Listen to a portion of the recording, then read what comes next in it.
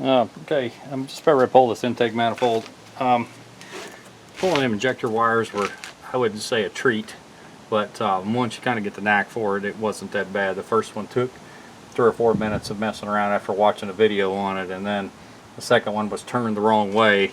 And number one was I turned it to where I could get to it, but that extra ground wire I put on there was making it difficult, so I finally had to pull it out of the way. But either way, once you got it figured out, they don't come off too awful bad. I left the wiring harness just laying here so I could move it around to get to the intake manifold bolts. Now that that's done, now is buy a bunch of these if you're doing any of this stuff for any amount of time. I've got a big old bucket full I've had for quite a while. It makes it really easy to get stuff out of your way. And then zip tie the harness. Once you get to this point, you got all your bolts loose and injector wires. I got the fuel lines already loose. Everything that I know for sure needs to come off is off. Now, I don't mean I got everything, because I'm sure there's stuff I have missed. That is the nature of working on something for the first time. So obviously your air intake, that top plate or that top cover comes off, and your air intake got out of the way. I moved the alternator because it's so much easier to get to some of this stuff, because mind you, this thing sits up this far. I left the the coils are still all hooked up, including the wire to them. They have individual wires to the coil, but they only have a single harness in the center, which I know is hard to see with everything. I've unhooked the vacuum to the brakes, but I also unhooked the line coming from the evap. Actually, this is called a purge solenoid valve. I unhooked the wire harness to it and the line, and it's actually set up out of the way. I don't know if you can see it or not.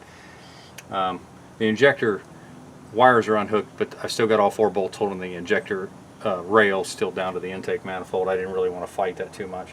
Now, the difference between the Gen 3 and the Gen 4s is there's not a coolant line running to the Gen 4s. It's another reason why I decided to go ahead and pull the intake, because I don't have that coolant line I've got to mess with like I do on all the Gen 3s. There's a line that goes between each head, and on the Gen 3s it actually has a T that comes off and goes in here, and then the other line goes over and hooks over to your radiator. This one still has that, but it tees in over here on the other head, so there's no coolant lines running to the head or to the throttle body, which if you're doing anything performance orientated, and maybe even not, I have not looked into it, but I've had people tell me that they bypass that line. They just, when it comes up there, they just tee in, or just hook that line that goes to the radiator to the T for the crossover pipe, and just bypass putting the coolant into the throttle body. I don't see a problem with doing that. I'm not telling you to do it, but I don't see a problem with doing that, because heating up this aluminum throttle body into the composite intake manifold, why would you want that 200 degrees? You know what I'm saying, with running coolant through it. I would want that as cool as possible. So maybe that's why they did that to these Gen 4s. They decided they didn't need it, but I don't know. So anyway, I'm about ready to pull this off. I've tried to get most of the debris out I could around this, but I'm sure there's still going to be stuff get down into the valves, or into the the intake runners. So make sure that you clean all that out prior to reinstallation. You don't want any garbage down in that on the intake side. It's just kind of asking for it. So I think I have everything unhooked. I'm sure I'm going to find something I missed. This is what I use. This is actually the wrong size, but it works pretty good. No, it is the right size. That's 3/8, isn't it? Yes. I use these aluminum deals. I got a whole mess of different sizes for transmission coolant lines and for fuel lines. I like the aluminum ones a little better than the plastic ones. The plastic ones don't seem to want to do what I like them to do. So what I do, especially if the fuel line has been on for a long time, I always spray a little WD-40 in it. Make sure that you can move, kind of twist that line on that where the connection is. Make sure you can move that. And once you can do that, spray a little bit more in there. Make sure all the debris is out. Then when you put this in there and push on it, pull the fuel line into what it's hooked to, and then push this in as far as you can, twist it just a little bit, and then usually it'll just pull right out. Make sure you got your pressure off of the system prior to doing that. This one didn't have any pressure on it because the fuel injector's hung open. It just dribbled a little gas out of it, that's all it did. So, but always remember to drain that pressure off of it. So let's see what we can do here. Well, my way it was loose. I'm probably going to have to get gaskets for it. If this hasn't been off before, sometimes you can tell. A lot of people put Felpro gaskets on, or they'll say a specific name brand on them. If I remember, the ones that are factory GM don't say anything on them. They're usually all black. With I think it was. I better not pick a color of the rubber that went around each one of the cylinders. I assume it was white, but that's how the Gen 3s were, if I recall. And make sure that bar is out of the way. Okay, it's all loose. Make sure every one of your bolts picked up. You got to go up quite a ways to get it to let go. That's kind of how it works. Why does it feel like one of these is still grabbing? Oh, because it was. I still feel like something's... There's a plastic... Maybe what my problem is here. There's some type of a plastic cover that goes all around the backside of that intake. I know my head's probably on the road. I don't know what that... I didn't look how to pull this. I just assumed. Oh, this still got cathedral port heads on it. I smell and hear gasoline gurgling.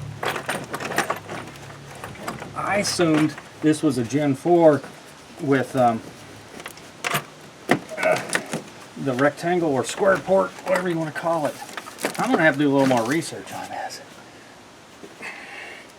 Because if that's the case, but I know it's got DOD, although he was not against eliminating the DOD. It's just there's some value, dollar value into doing it. Come on, let go. All right. Turn that over and look. Yeah, they're black intake gaskets with green, and a couple of them look pretty crappy. So we'll have to have a set of gaskets. In fact, I think I have a set. Not extra, but I do have a set. Huh.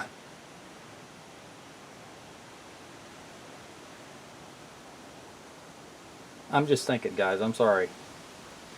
I'm not confused, but I swore up and down these Gen 4s were all rectangular. They're not the cathedral port head. Let me get these gloves off and I'll show you what I'm talking about. Most of you know, but for those who are not LS savvy, which I completely understand because I thought I was, and I've been doing this a while, still can't figure it out. Cathedral port, it obviously looks kind of like an old church cathedral. You know, they kind of run up there like that. And some of that was for flow, some of it's for the injectors to have a more straighter path to go in, which is why it's really clean. If you look in there, you see how it's really clean, and then you see the carbon build up there. That's where the injectors spray in. That's why you get what you get. And you can tell that one was hung open because look how clean it is compared to... So there's another indicator that we had issues. So for those of you who think I was an idiot and didn't realize what was going on, I knew that there was something mechanical wrong. Even though it's an electronic device, it's hung open because it's stuck because of garbage fuel. It's got something stuck in it. The solenoid could be hung open. I doubt it, but it very well could be. That was the reason why I decided to do this instead of pulling the wire off the injector. I got thinking about it. I said, well, it's probably held open mechanically, not electronically. And I think I said that on another video. But anyway, I'm going to clean this up with a vacuum cleaner and scraper. Make sure that nothing got down in the valves. I'm going to put some paper down in, or paper towels down in the hole so that nothing will fall in it. And that was right there. The only reason I pulled it was for that right there. Oh, sorry. That's the oil sending unit. That thing next to it's a cam sensor. These are different. The blocks themselves are different between the Gen 3s and Gen 4s. I mean, I know it's a Gen 4 engine. I just didn't realize these are the heads that they used. So actually that's interesting because my thought process was, I'm sitting there looking at this intake manifold and this throttle body looks so much bigger. Oh, my bolts fell out. I didn't think those fell out of there either. Oh well. This throttle body looks so much bigger than the ones on the drive-by-wires that I already have, but they're a 4-bolt setup where the Gen 3s are 3-bolt. No, that does not distinguish between Gen 3 and Gen 4, how many bolts hold the throttle body on, but there is a difference. But I was sitting there wondering if the harness was the same, if I could utilize this on that. And now that I'm sitting there thinking about it, if you can get these intake manifolds, the cathedral port, I don't know if my injectors would work or not, but there's so many variables there that could go completely south. But I like this idea. I like that. It looks bigger. I'd have to do some research on that too, but it looks bigger. Oh, and by the way, I did find, I went to the shop and looked around one more time, and I found that that old harness laying in where the Cadillac stuff I stripped. I found that harness from that Tahoe, and I found the airbag sensor and brought it over here, and it is different. It looks exactly the same, but the plug-in wouldn't plug in, and I got looking at it, and there's one little thing it just will not, it just won't allow it to hook up. So anyway, so this is what these things look like. It's obvious that I've got a problem. A lot of fuel went in that cylinder. So I don't know that this is going to fix it, but either way, I needed to fix that sensor, the oil pressure sensor, whatever you guys want to call it. I know that had to be replaced.